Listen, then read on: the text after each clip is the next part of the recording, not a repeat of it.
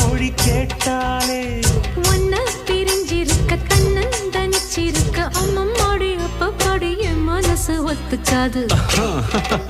செந்தூர பாண்டிக்கு ஒரு சோடி கிளி கூ